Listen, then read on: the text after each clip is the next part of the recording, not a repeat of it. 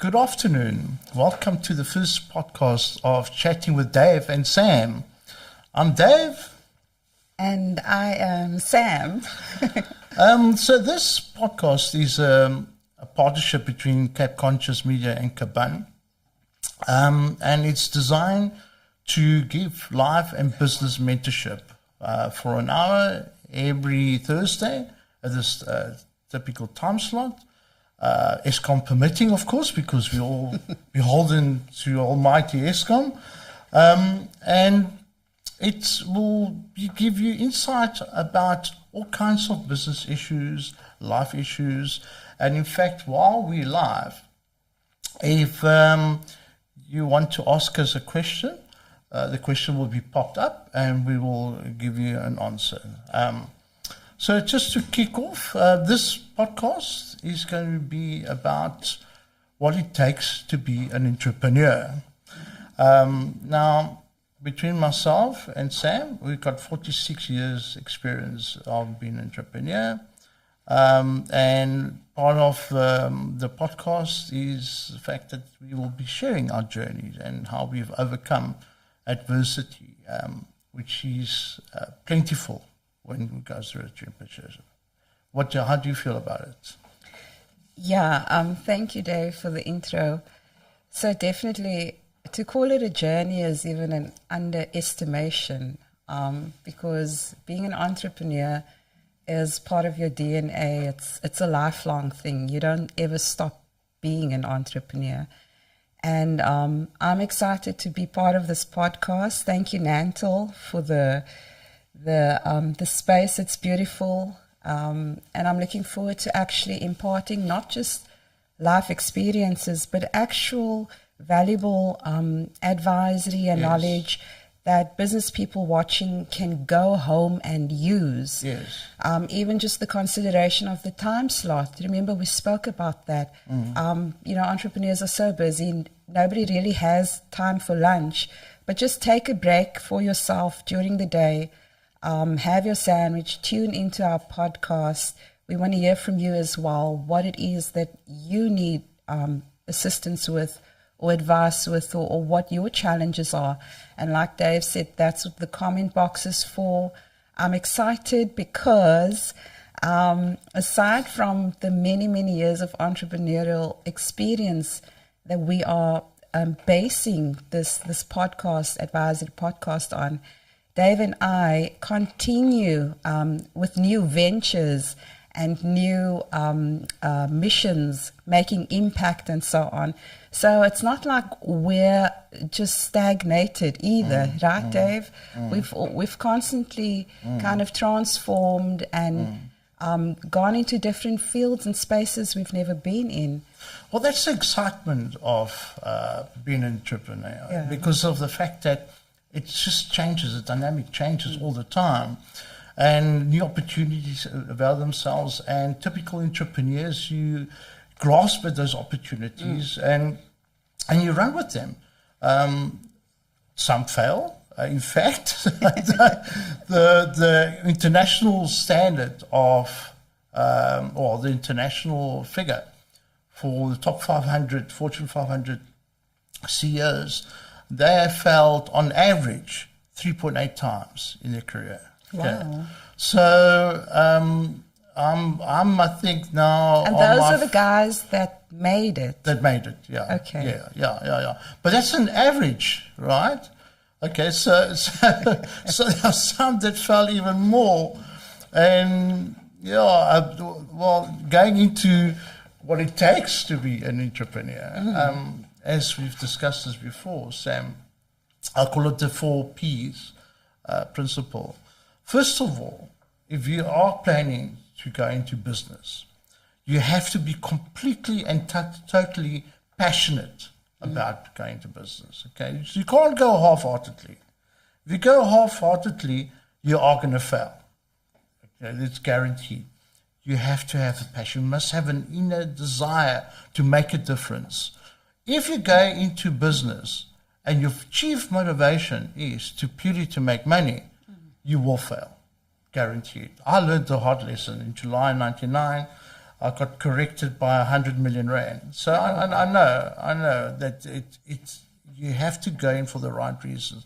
And the right reason is to make a difference, to make an impact by bringing a product that's unique or different or a service. Would you agree with that? I do believe you hit the nail on the head.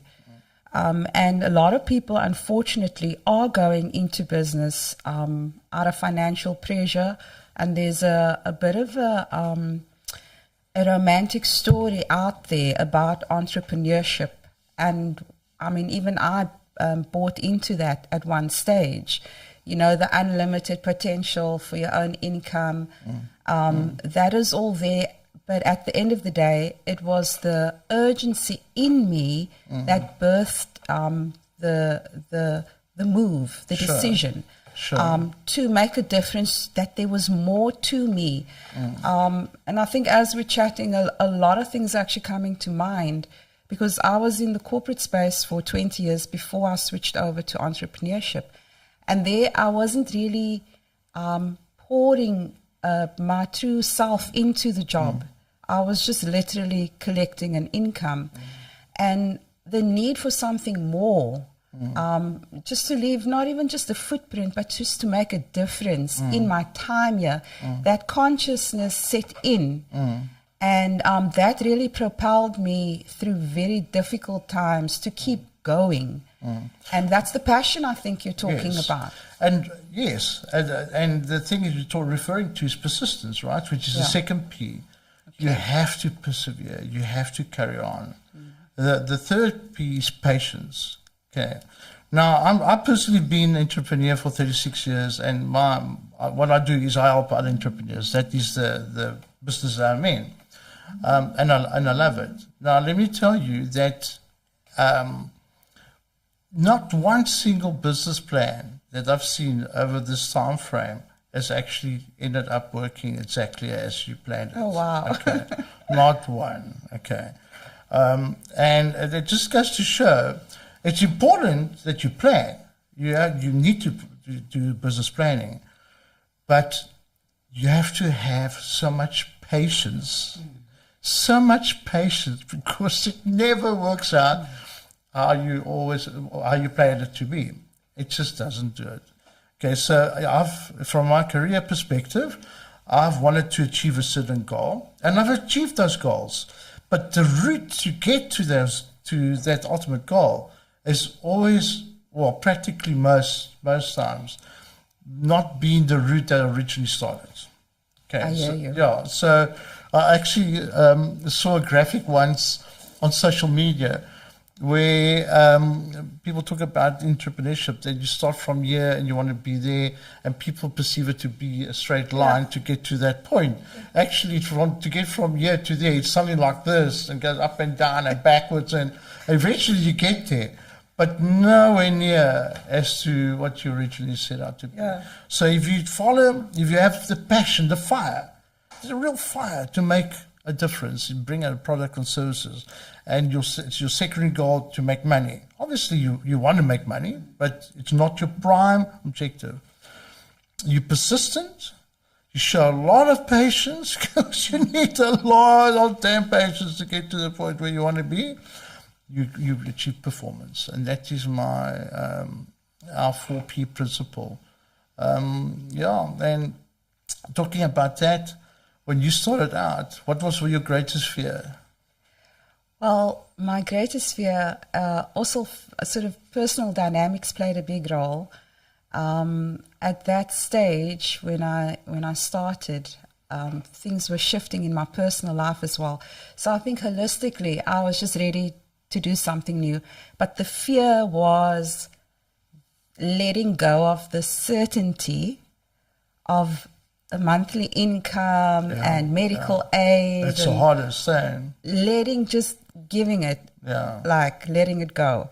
So that was very difficult, because obviously you're responsible for your family. You think of the repercussions. What if I fail? That was the biggest voice in my head at that time. And actually, when I started sharing my ideas, which I caution entrepreneurs to do even today, until you know it's going to kind of hit a certain stage and come to life. Sharing my ideas, people actually surprisingly were not encouraging, because their fears were similar to mine. And so I was speaking to fearfully people, like-minded people in terms of fear. And that discouraged me even more. But I think there is a tenacity, even when it comes to fear, where you can just stand up boldly and say, actually, I'm doing this. And that is what kicked in. You raised a interesting point, because when we do mentorship, we tell people, do not listen to people that have never been in business. Okay, because what happens is this: you get all excited, and now you've got this idea, it's buzzing in your head, and you're formulating a business plan, and you're putting the structures in place and registering a company, and you go to a braai or dinner, and you start sharing with it, and with people that have not been in business or don't understand, etc., like you said about being fearful. And what happens? They all want to discourage you. It's the worst. They want your parents. Are you crazy? Why did you go to university and become an accountant, and now you want to go on to and your friends? No, man, you're earning a higher. I mean, I was earning a fortune when I was 24. I was a managing director of a private equity fund at that age, and I was earning big money. I was driving brand new 3 to 5 BMW out the box, and at this massive. I had my own townhouse, and I was giving that up. I had a 25% share of the business, and I was giving that up to start my own, on my own. To walk away from. I walked away from a lot. A friend of mine said once, don't accept constructive criticism from people that haven't constructed anything yet. Oh, I love that. Because I've loved that. Love that. So yeah, this is what, when we do the mentorship, we say to people, do not listen to your own inner voice that says, you're crazy, you're going to fail, you're going to fail, you're going to fail, you're going to fail, you're going to fail, okay? Don't listen to that voice, and don't listen to people that's not experienced it themselves, okay? And that is so important. Now, touching on the fear, the biggest problem or the biggest factor about starting a business is fear of loss. The fear that you're going to lose everything. Okay. I can tell you this truthfully and from the heart, is that you will fail. Okay, that's going to happen. It's going to happen. And the reason why it's going to happen is because a typical entrepreneur pushes constantly the boundaries. So you push the boundary and you hear. Now you think, because you've got this inquiring mind and you've got this zeal and this passion, say, what happens if I just go there? Okay, and you go there and it works and it's all lekker and you're making a massive impact, and as a result of the impact, you're making more money, and people look at you and say, whoa, that is lekker. What about if I go there? And then boom. Yeah. Okay, then you've gone too far. Right. Now, what's important though is that you learn from that. Okay. Because your biggest teacher in being an entrepreneur is your failures. Not your successes. Your failures are your biggest teachers. And the analysis of that failure. Okay. I don't call it failure. I call it just part of being an entrepreneur. Okay. It's through those experiences that you grow. Yeah. And it's through growth that you succeed. Wouldn't you agree? Yeah. I think at those times, obviously, the experiences are very harsh. Yes. The pressure is very real, and you can't perhaps see the value of it. As you and I are speaking now, we can look back and see the value of it. I just wanted to give a shout out to Chad. Well done, guys. Thank you, Chad. Oh, thank you, Chad. You're the one that brought us here. It was through your introduction. Love you, Chad. We're your babies. Yeah, thank you so much, Chad. So I just wanted to chat a little bit about the, you spoke about fear and passion and perseverance and all of that.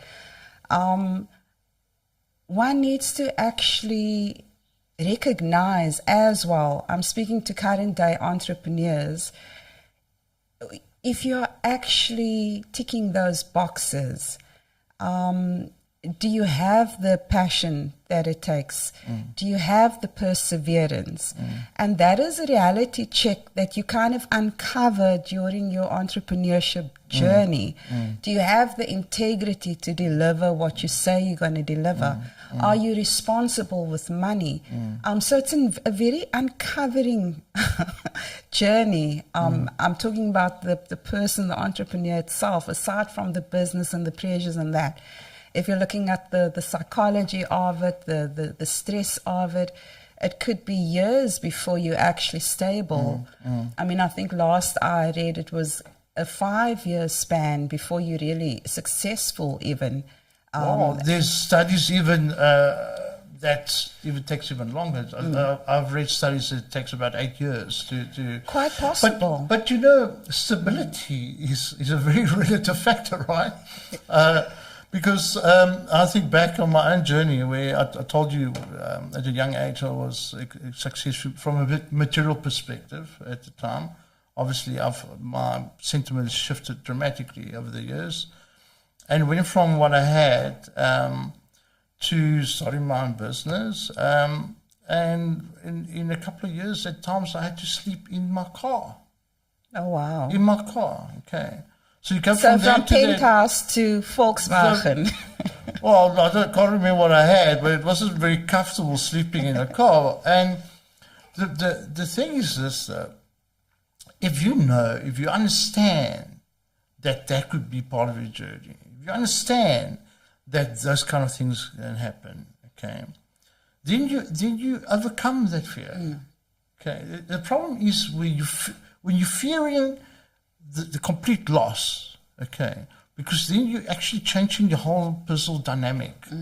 When you turn around and say, okay, this is a possibility, not that you encourage it, you don't bring it into your life that you're going to lose, but if you know that is a distinct possibility, then you just shove it aside. Yeah. Shove it aside. Rise that up, can happen. Yeah. And when it happens, it's not like a huge surprise. I say, well, you know, these things happen. Yeah. You know, it could happen 3.8 times on average. Okay.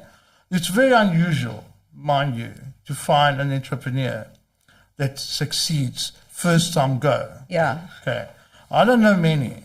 I mean, Elon Musk, okay, failed so many times. We just hear the ones, the good ones, right? I mean, I read his book, SpaceX. I mean, I admire Elon Musk, by the way, for what he's actually achieving. And it actually states that SpaceX, now it's a multi-billion-dollar company on their stock market, but SpaceX, there was one launch that to do. If that launch failed, the whole company would have collapsed. Investors would have lost their money. Everything would have. One launch. Okay, it so was everything riding was on one launch. Okay, that's One a launch. lot of pressure. You think? And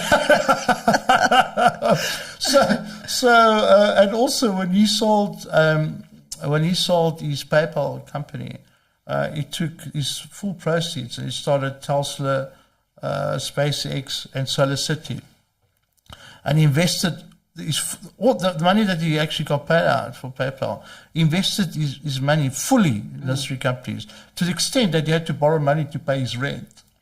Elon Musk borrowed money to Pay his rent Come when on, he sold there's his hope. PayPal. There's hope for you. So yeah, it's the failure. It's the fear of failure is really the biggest The hurdle. dominant. The biggest hurdle. It's not capital. Yeah. It's nothing else. But the fear of loss is the biggest hindrance. I think that would speak into whether you're risk averse or not as well. Yes.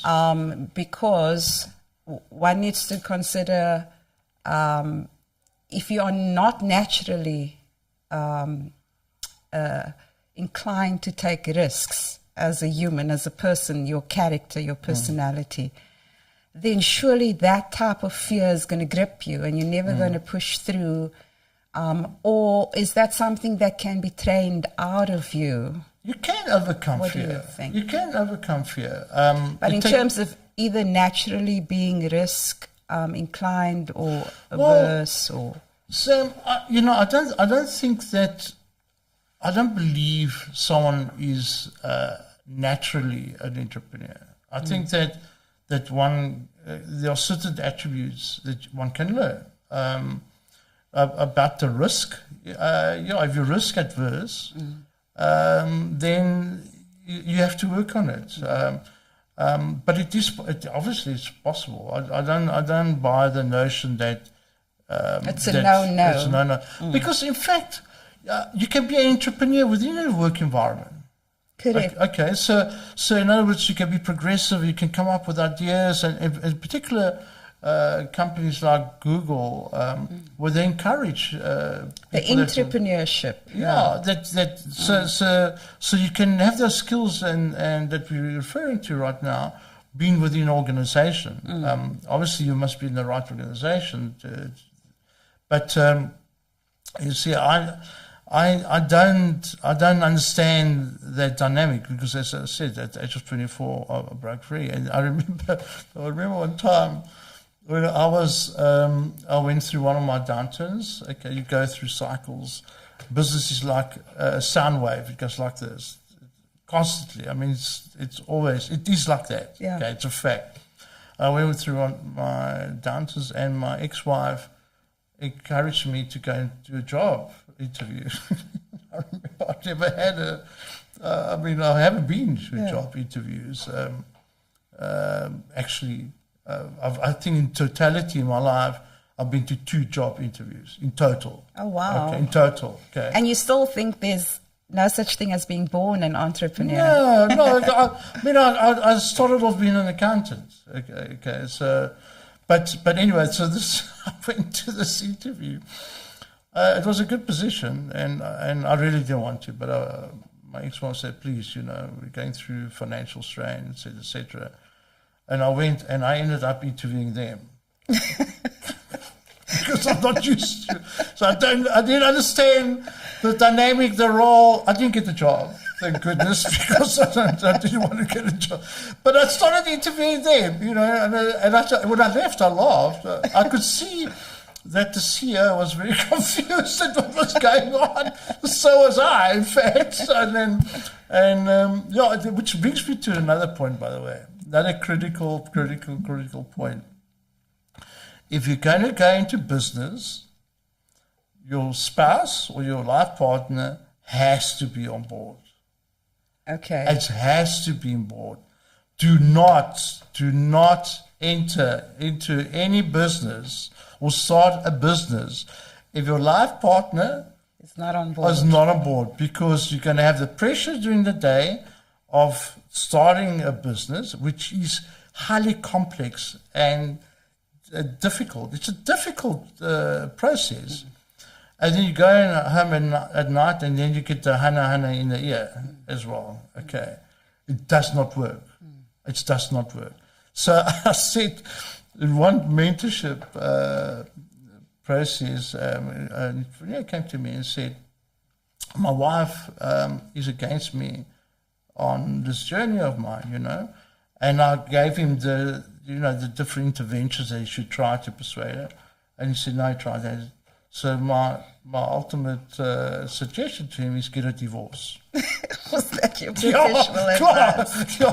No, well, I said to him, either stop your business, go get a job, or get a divorce, because it's not going to work. Yeah. And it's like just literally, because the marriage itself is about being on the same page, or Absolutely. the partnership or whatever. So I wanted to actually just come back to the support structure. Like you said, you need your partner to be on board. I remember very distinctly, because I've been divorced for about 14 years now. So when I started my entrepreneurship journey, I was on my own. I still had my 3 kids, putting them through school and all that. So it was probably by logic the worst time to start a business and get out on your own. But I remember that I did not have the support that I was needing at that time. I'm talking about, picking the kids up after school closes, after creche closes, and just running around when there initially is the presumption that you'll have flexibility and free time. But just that shift from even the 8-hour day to now managing your time, your family, all these new plans you need to roll out. And in terms of what it takes to be an entrepreneur, I would say support. Support is very important. So I think it's not just your husband, wife, or partner that need to Just be on this board. broad structure around you. It's almost like your kids need to be on board and made aware.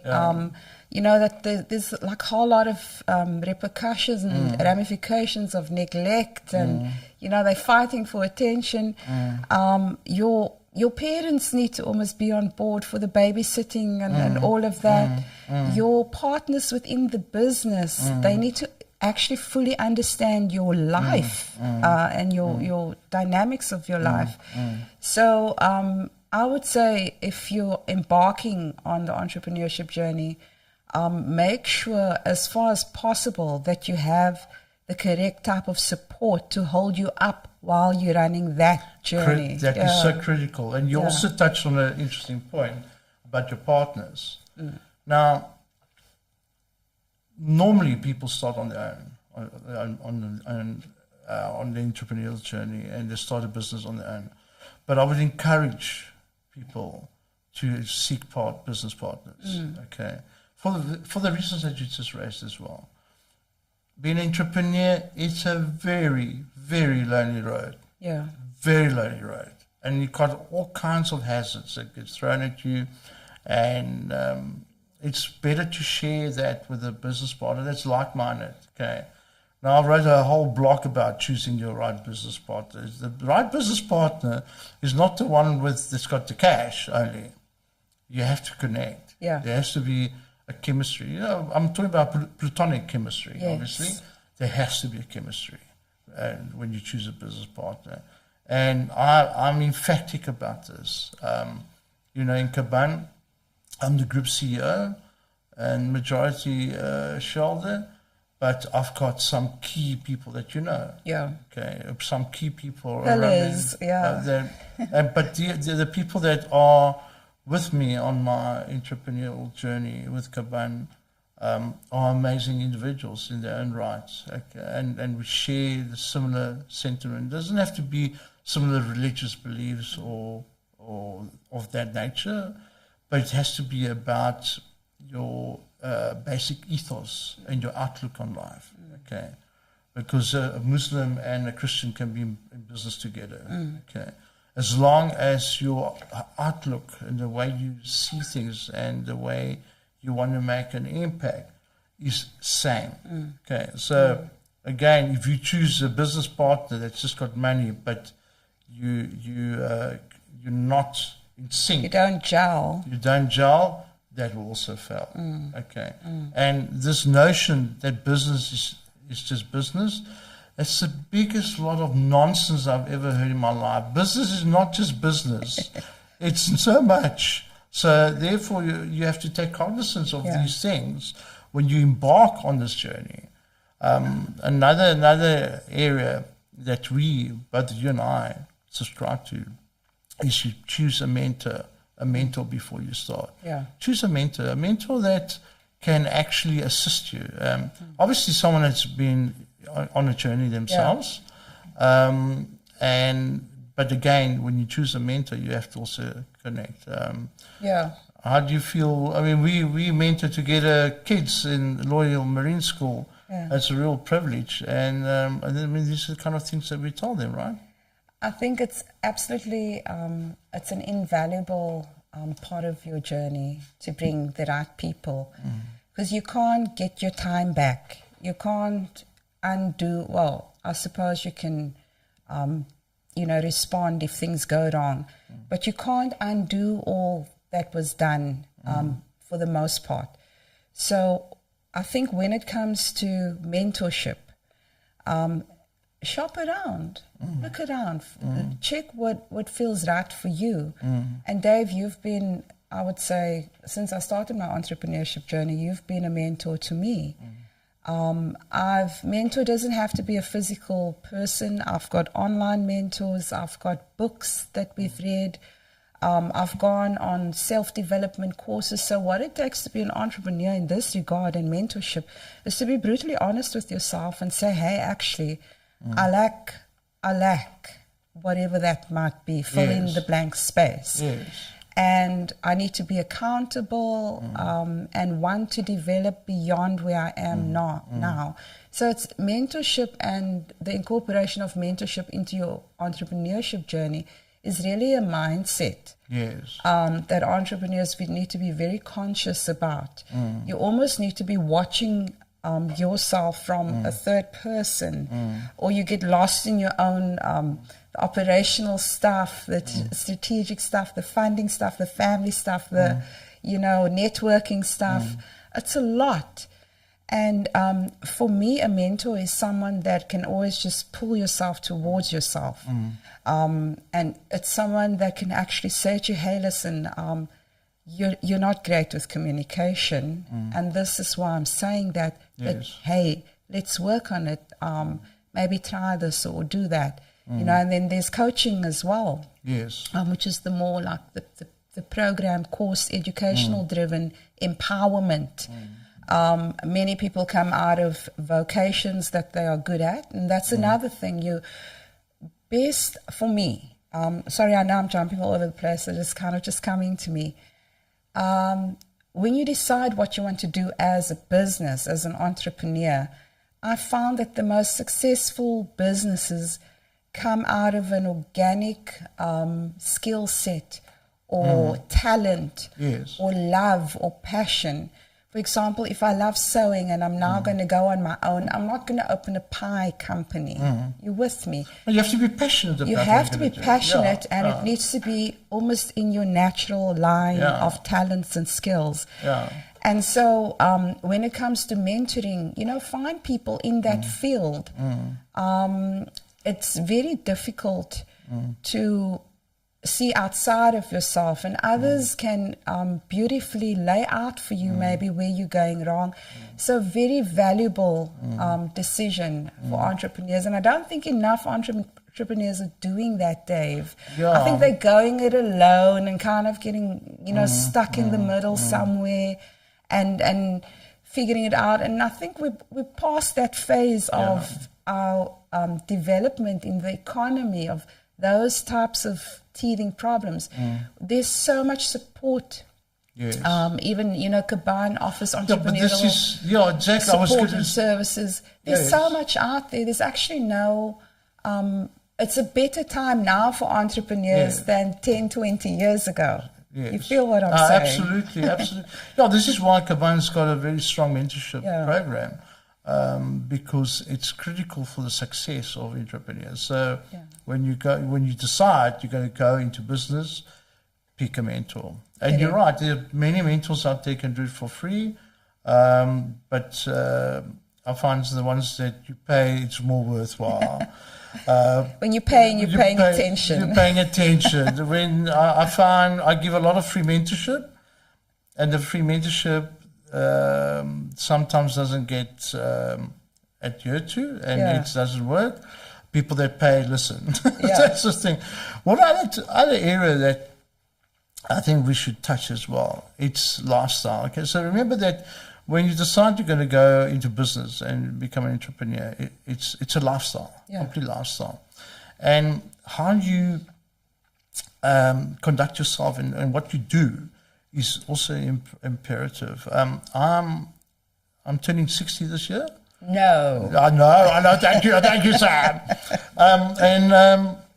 And I still read between 4 to 7 books a month. Okay, on different topics, on psychology, philosophy, biographies, see how other people have overcome stuff. And I exercise and I meditate or pray. And journal. I'm emphatic about journaling. Now, So, and the reason why I raise this, and some people might say, well, what's that got to do with being an entrepreneur? It's your self-development as a person is so critical to your own success. So if you're not right, okay, yourself, if you're not right mentally or in other aspects of your life, sort that out first. You can't embark on an entrepreneurial journey if you've got all kinds of loose ends. Okay, so I on average I spend 3 to 4 hours a day on self-development and exercise. Okay, still now, and I find that invaluable to my own spiritual growth. Yeah. And physically, obviously, if you feel good, you know you're good. You tend to have a healthy mindset. Yeah, you're clear, and I love, as you know, I love my morning walks. I'm very lucky to live in Muizenberg, and I walk along the coast, and it clears my head. So by the time I'm as a rule, I start work at 8:30. Okay, you won't catch me doing. But won't you tell our listeners what time you actually get up? I get up at 4. No, I get up at 4, and it's the best time of the day for me because it's all quiet and it's relaxed, and I go for my morning walk and I watch the sunrise and I walk along. By the time I hit the keyboard, I'm very productive, and that's the thing. So people say, okay, I don't have 4 hours to do self-development, and a lot of people don't. They've got families, etc., etc. Okay, but what I found though is the fitter and the fitter I am, and the more clear I am with my thought processes. Things that would take me 3 hours to do takes me 1 hour.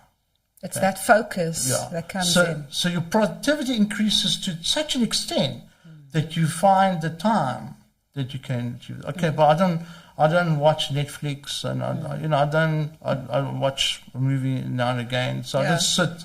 So I do a lot of this kind of stuff, and it's difficult. It's difficult to discipline yourself and doing this, but your own personal self-development, spiritually, mentally, physically, is key to the success of an entrepreneurship as well.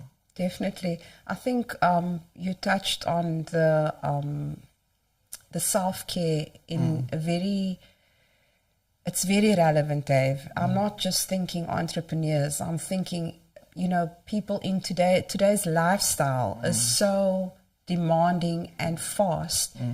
If you miss anything, you fall behind. And we were chatting on our way here that it's only the best of the best and the fittest of the fittest that are really making it out there. Everybody else is kind of just catching up. So I think you need to be very realistic as an entrepreneur about what your short, medium, and long-term goals are. Yes. And, before you get into the romanticism of saving the world or whatever it is that your impact is, you need to almost map out the story for yourself. You need to plan. You need to actually have a vision of how your life is going to be and how it might change, not for the sake of feeding fear, but just that whole reality check with yourself. And if you are caring for yourself, fitness is a huge part these days. People don't really get to look after themselves like they should. Mental fitness, reading, what you feed your eyes with. Is it Netflix or a book on Elon Musk? What's on the menu tonight? So self-care really is about what you're putting in. And that is what you're going to get out. And I've seen that with you. I know I tease you about being up before the birds, but I've seen it with you, and I've adapted that as well. So when you're not just a mentor by word or by programs and projects that we do together, but by action. So self-care is very important, but in addition to self-care is continued development. As an entrepreneur, you cannot stagnate, you cannot fall down. Like I said, the best of the best are who is actually surviving. And you need to almost stay relevant, upskill yourself all the time. Absolutely true. Yeah. And what you mentioned about the fact is what you feed in your brain is so very important. Now, if you the type of person that continuously watches horror movies or aggressive movies or war movies, and that's all you watch, so you spend hours each day watching this, I can tell you this, it will manifest in your personal life, in your aggression, in the way you conduct yourself, or the way you negotiate with people. Because you're training your because brain. you're in that, your subconscious mind is in that state of play. You know, and I see that. Yeah. I actually do ask people. I said to them, "You watch Netflix?" You know, well, what kind of movies do you watch? And I promise you, So you've tested most this times in a way. I could tell. I could tell. It's because what you That's true. feed in your head. It's what you feed in, it comes out, and it's really quite horrific. This is why in the mornings I play some music, obviously to relax while I'm reading and that. But just before I get going, I would put something like really upbeat. I love, for instance, listening to Black Coffee, which is Afro House. And some people might be surprised that someone like me would love to listen to that. But I put it on, and I might have a little bit of a boogie. Yeah. And just get myself all like get into that site vibe, and then I tackle it. And So and I can, if I'm effective, I can feel that I'm effective. And I try to leave my partying over the weekends, where you and I blowing off steam. You have to blow steam, by the way. Being an entrepreneur, you have to blow steam. You gotta blow off steam. Because if you don't blow steam, you're gonna blow a gasket in your head. I'm telling you now. You have to. You know, they measure. I mean, we're not promoting recklessness here. Although sometimes when we look at our lives and think, oh my word, do that last night. But the thing is that you have balance. You can't just like work. Yeah. You know, where people say that you have to work like 7 days a week, all the time, they burn out. They burn out. They have heart attacks and if they suffer depression, etc. You need to take your breaks. True. And weekends in particular, you take a break. Go for a walk in the mountains, whatever. Go to a club or whatever tickles your fancy, but let off steam, so that by Sunday night, I used to remember when the carte blanche music comes on, my weekend's over, okay, that when you finish the weekend, that you're completely and utterly rested. Yeah. But when I mean rested, that you've gone out and you've done whatever you want to do and enjoyed yourself, enjoy your life, and do what really resonates with you, so that by Sunday night you're fine, and then you can start the Monday morning fresh and full of zeal and full of energy and full of power to actually go and make a difference. It's so important. It's a difficult thing to juggle, though, the balance between resting and working, because as an entrepreneur, if you don't show up, everything is pretty much, especially in the early days of a business, is linked to your availability, your time, etc. And you're involved in all aspects of the business. So how do you make time for that regroup when you've got this pressure of constantly having to show up and having your game face on? I think that's a challenge, especially, I think, more so for people that are starting up than people that have gone through the 5-8 years of getting the business going. So obviously when you start, your input is much higher. Yeah. Because now you're starting the process, and like you say, you do most of the things yourself. This is why I do believe it's important that right from the beginning you have a business partner. Okay, but obviously initially it takes time. and it takes a lot of your time. And where you find the balance is if you've got a family, okay, and in particular if you've got kids, if they're starting to suffer, okay, you have to find a balance there. Okay, okay. So I've been in business for some time, and I have my ups and downs, and even when I have my down, okay, when I go through a dip. And I suppose I would have to work harder to get back on. I've never missed any of my school kids' matches or matches during the week, even during the week. So when my daughters, for instance, would play netball at 3 o'clock or 3 in the afternoon on a Wednesday, and someone wanted to see me importantly on a Wednesday afternoon, I would say no, they can wait till tomorrow.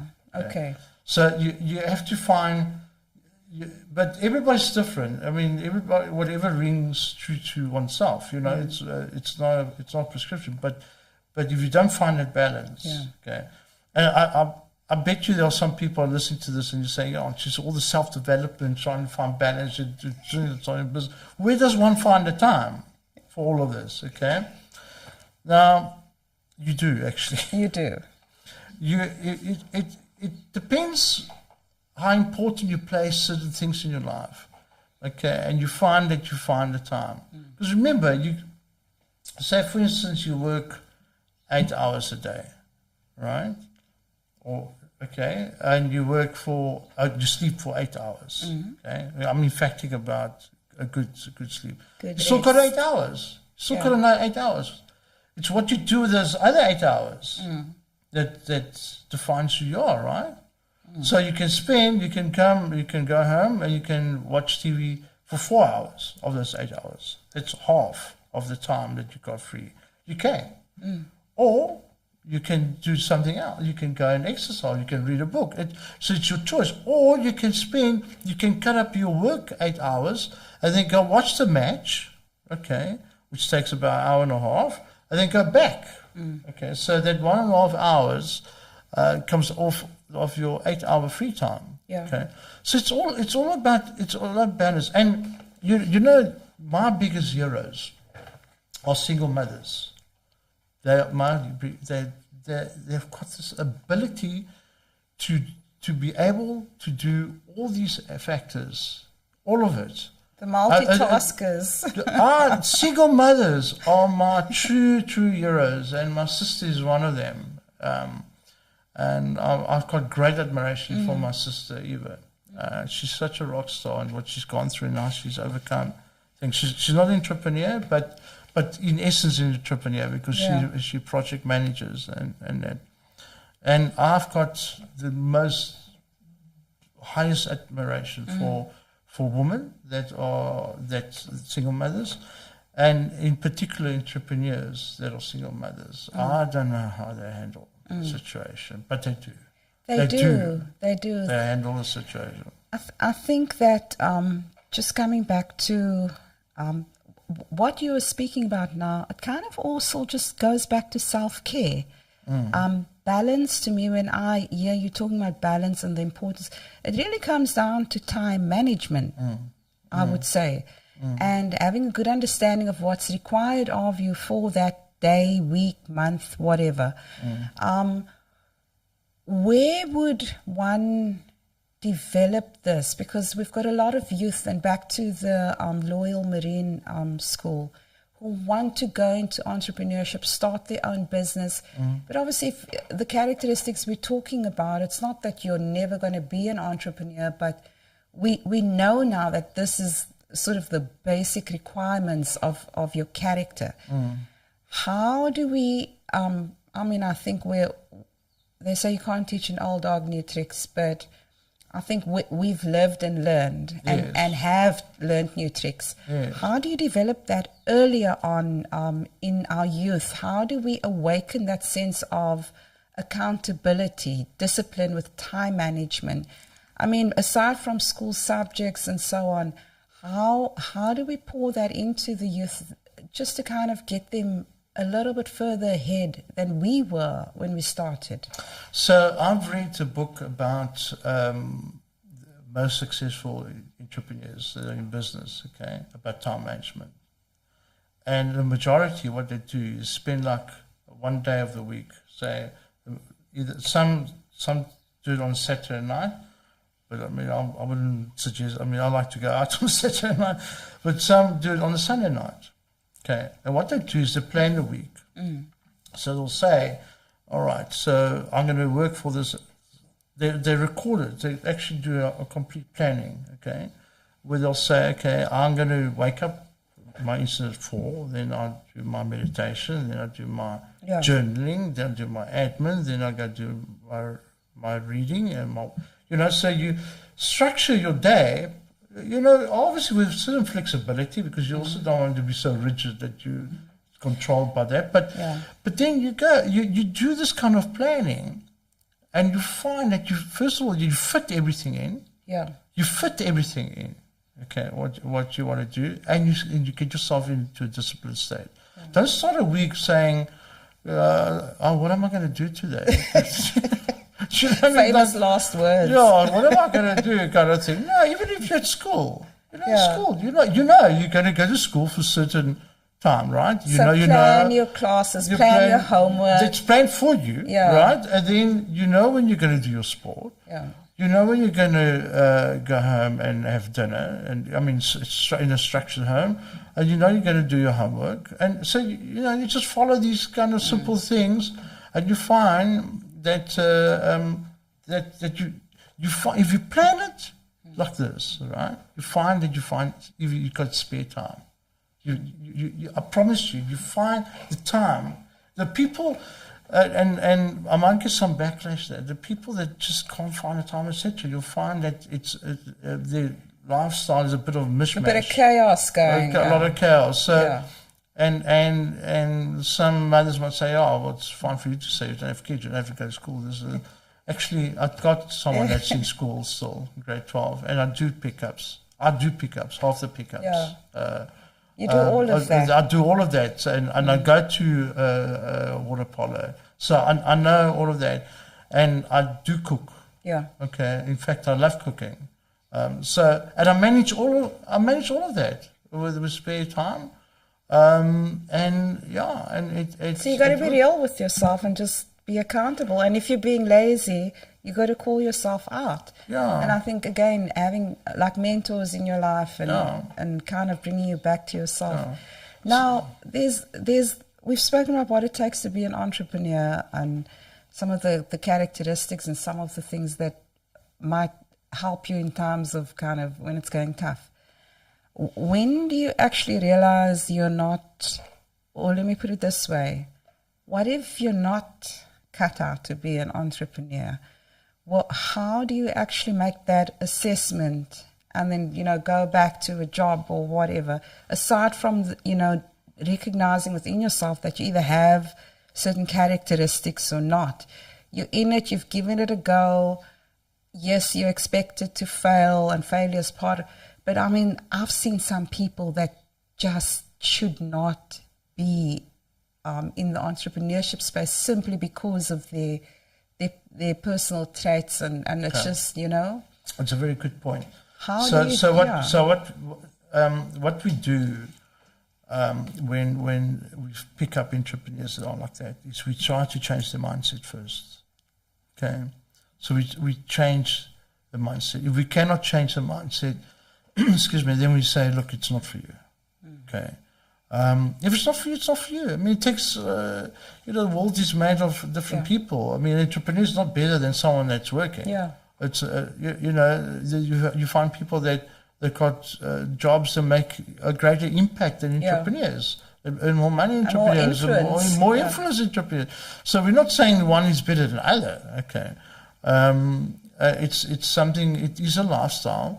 It's not for everybody. That's why only 1% of the population are entrepreneurs. It's not for everyone. Okay? It's not for everyone, and it's not a call to failure. No, because you will fail.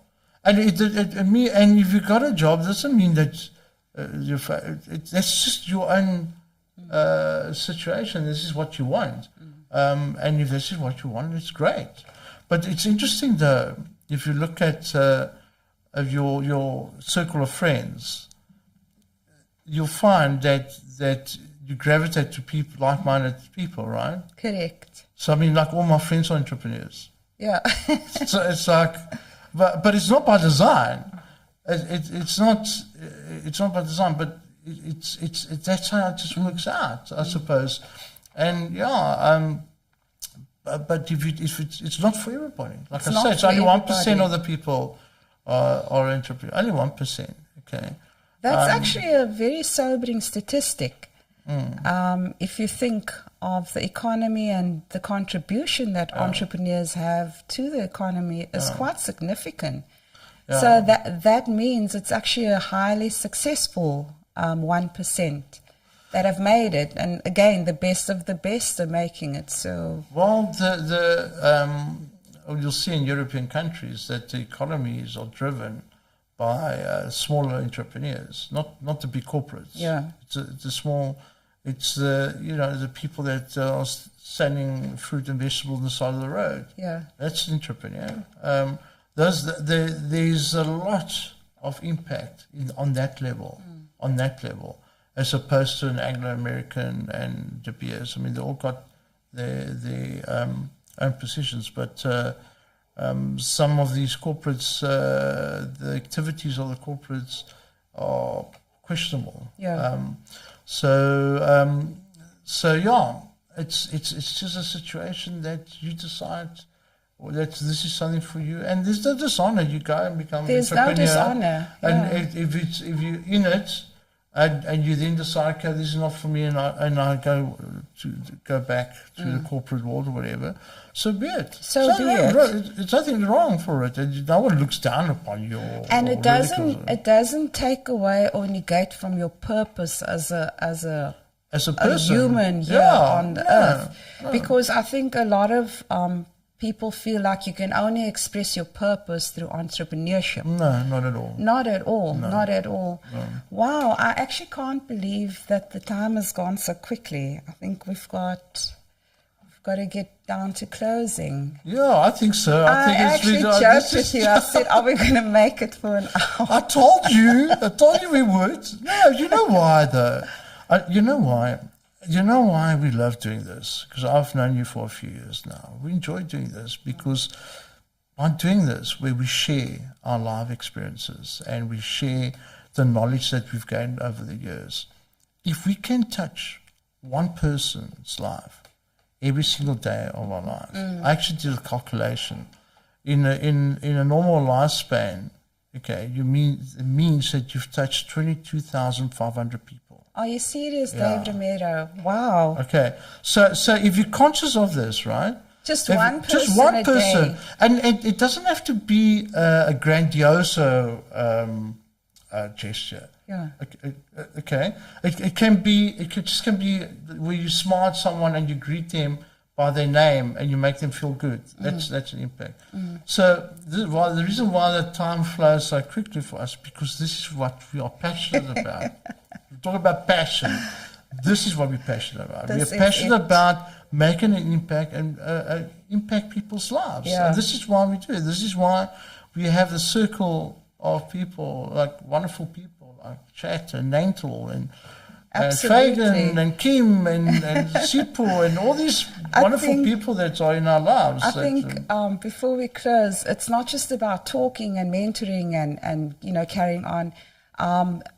For our audience, those that are watching, Caban also actually delivers entrepreneurial services and roadmaps for entrepreneurs, support services, whether it's websites, marketing, business plans, and of course, they are reachable. This is, Dave and I are the Caban group has come on for a lot. I think that's a whole session on its own for a long time, and the impact that is being made through tangible services, accounting, etc. So it's not just talk. There's actual physical, tangible ways and means that we are helping entrepreneurs. And I'd like everybody to tune in, I think, next week. We're going to talk a little bit more. I think the flyers are going to go out. Talk a little bit more about the technical side of starting a business. So we've looked at the person, being an entrepreneur, what it takes. But yeah, I think we'll have some more information about that next week as well. Yes. And more on, the links and the replay. If you didn't have a chance to watch us now, catch us on the replay. We love to hear your thoughts. And if you've got any questions, if you've got send any the questions, questions, we will answer them offline. And if it's a topic that's common amongst people per se, we will bring up the topic on one of our podcasts. Absolutely. So on that beautiful note, we bid you farewell till next week Thursday at 2:00, same place, and with some more sharing and some more outpouring of how we feel about entrepreneurship and life in general. Awesome. So thanks very much. Thank you. Bye-bye. Thank you.